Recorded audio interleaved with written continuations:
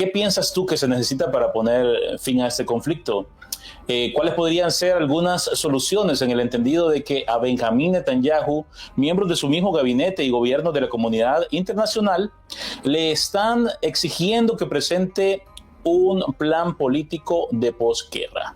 Nada distinto a lo que se tiene que hacer para ponerle fin a un conflicto etnoterritorial.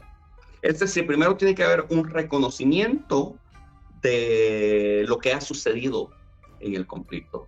Y después de este reconocimiento, se tiene que aplicar justicia, o sea, lo que conoceríamos como rendición de cuentas.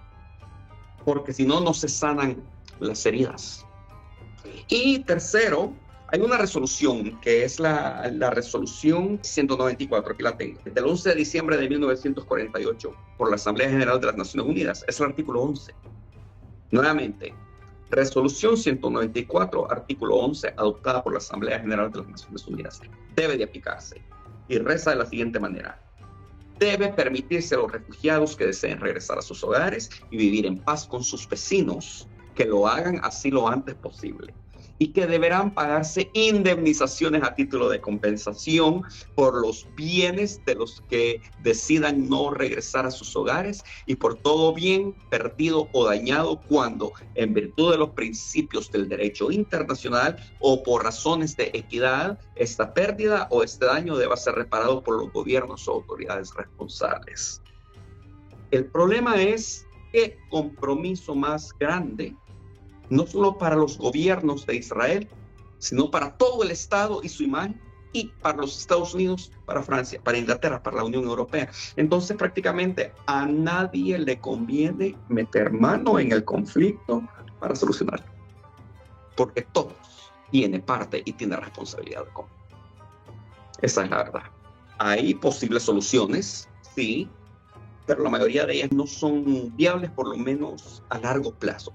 La primera solución para ponerle fin y para detener las hostilidades es una ocupación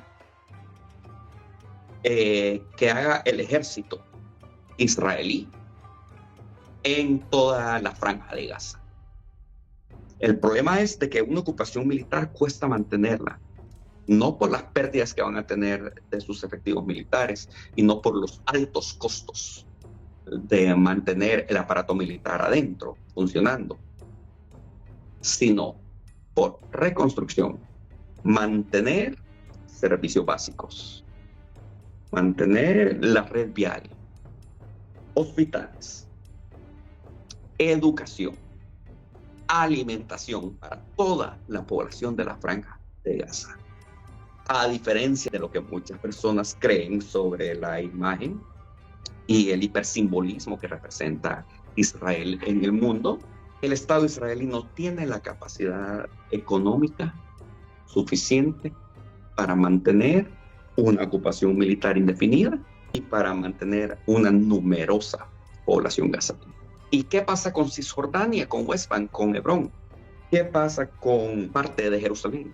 No nos podemos olvidar de ellos. Entonces, eso podría ser viable temporalmente, pero no a mediano ni a largo plazo. Otra posible solución sería crear una coalición internacional, en su mayoría por países árabes, pero por países cuyas relaciones diplomáticas estén por normalizarse con Israel, que lastimosamente eso con Arabia Saudita, con Qatar y con algunos otros países del Golfo Pérsico se ha roto por el conflicto, ¿verdad? Pero se pueden hacer los esfuerzos para crear una coalición de países árabes donde estén representados estos países del Golfo Pérsico, la cual sirva como una fuerza de paz, crear una zona de exclusión o una zona no militarizada.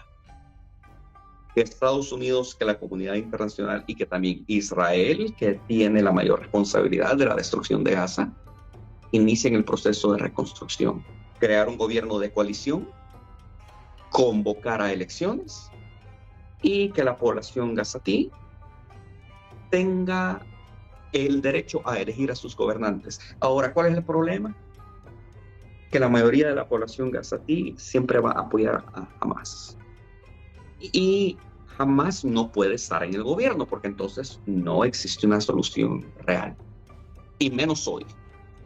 Porque todo aquel miembro que ha resultado dañado, herido, o cuyos familiares han sido ya sea exterminados o dados de baja por las fuerzas israelíes que lo hacen en representación de su gobierno y del Estado, se va a alzar en armas.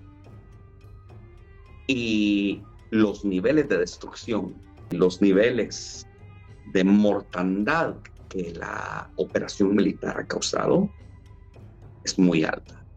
Alrededor de 20,000 niños. No recuerdo cuántas mujeres y hombres.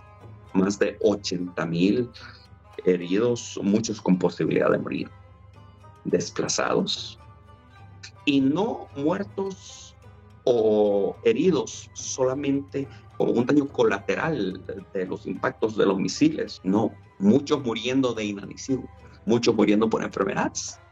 Entonces, es una solución temporal, no puede ser permanente. La solución de 2 estados, ya entendimos por qué ni Israel ni Estados Unidos quieren. La solución de 3 estados, autoridad palestina en Cisjordania, un gobierno democrático que no sea Hamas en Gaza y el gobierno de Israel. Los gobiernos de Israel nunca han querido que la autoridad palestina, que gran parte de sus miembros han sido de Fatah, y Hamas se unan. Por eso es que han provocado situaciones para desunirlos, para que los palestinos no estén unidos y no puedan formar un Estado. Ahora los palestinos, si son astutos, ellos van a entender que ha llegado el momento.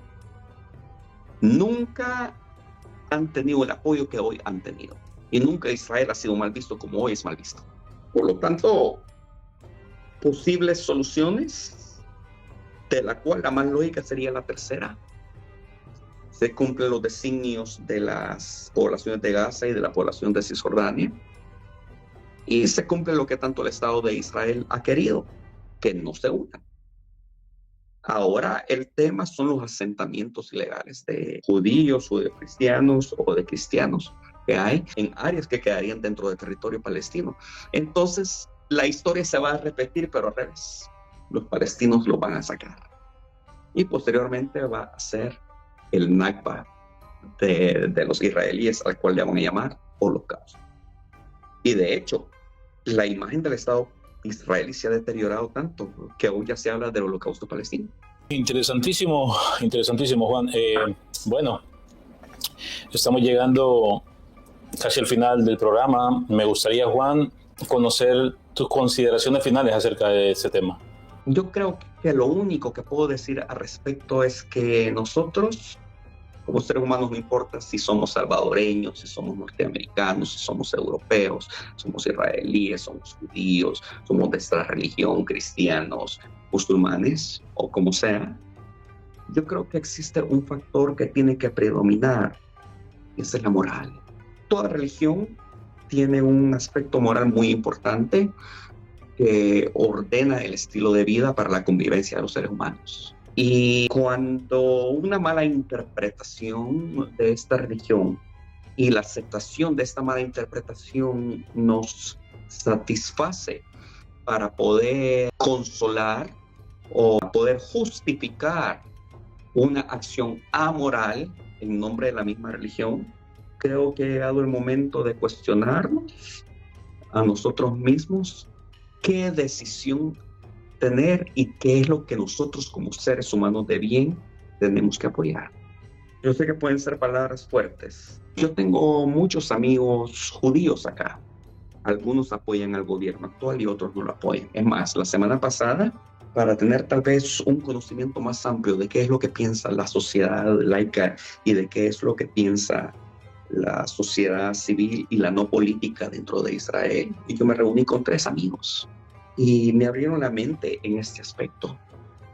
Ahora, cuando yo viví en Malasia, que la mayoría son musulmanes, yo no puedo mentirles y decir que en algún momento, por no comprender la manera en que ellos viven su religión, a mí muchas veces acciones me resultaban insultantes a la moral, acciones a mí me resultaban muy chocantes y yo la veía como falta de educación.